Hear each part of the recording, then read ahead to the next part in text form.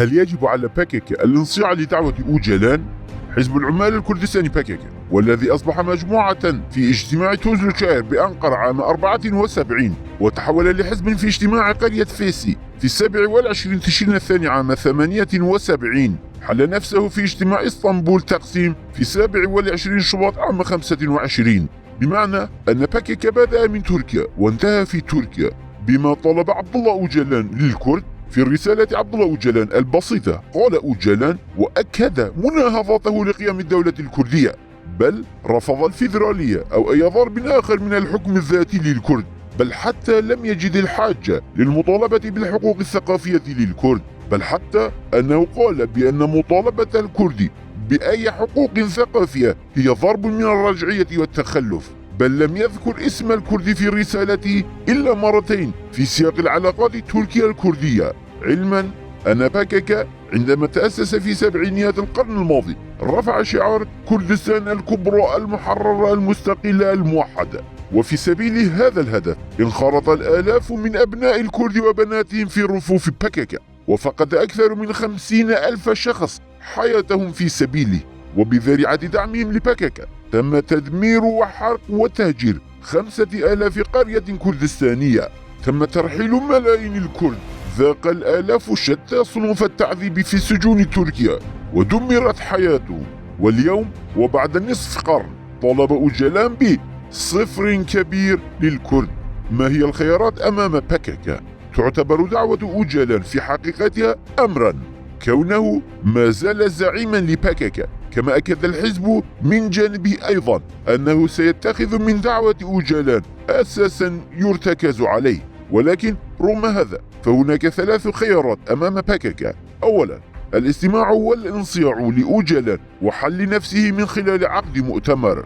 ثانيا، المماطلة والتأخير من أجل إطالة العملية لعام أو عامين بمبررات كوجوب مشاركة أوجلان في المؤتمر أو إرسال رسالة فيديو وما شابهها من الذرائع والمبررات لتقوية التنظيم وتعزيز صفوفه في غضونها. ثالثا، فك ارتباطه بأوجلان وإعادة تنظيم صفوفه من جديد وفق نهج وبرنامج سياسي جديد ومغاير. فيا ترى هل يستطيع باكيكا فك ارتباطه بأوجلان؟ على ما يبدو لا يمكن لباكيكا فك ارتباطه بعبد الله أوجلان ووضع برنامج سياسي جديد، بسبب أن التنظيم ارتمى بنفسه بشكل كامل في أحضان باراديغما لا دولة لأوجلان، ولا وجود لعقلية وذهنية مختلفة البتة. في الجانب الآخر لم تعد قيادة الحزب قادرة على قيادة التنظيم وفق أسس جديدة وإدامة النضال واستمراريته، فالقيادة العليا للتنظيم تقدمت في العمر، فجميل بايك بلغ 72 عاما، ومراد قريلان 70 عاما، دوران كالكان 71 عاما، ومصطفى قرسو 75 عاما، وليسوا في حالة صحية جيدة تؤهلهم للبقاء في الجبال وقيادة التنظيم وإدارته. فقرسو يتلقى العلاج في إيران معظم وقته، فهؤلاء لم يعد بوسعهم البقاء في الجبال، بينما يعيش الآخرون في كنف إيران وعلى إمكانيتها. أما بالنسبة للأسماء الأخرى كبسيهوزات، بهزات هكاري، صبري أوك، وسوزار أفيستا، فهي مجرد أسماء شكلية وليسوا في وضع يمكنهم من إدارة باكيكا وقيادته.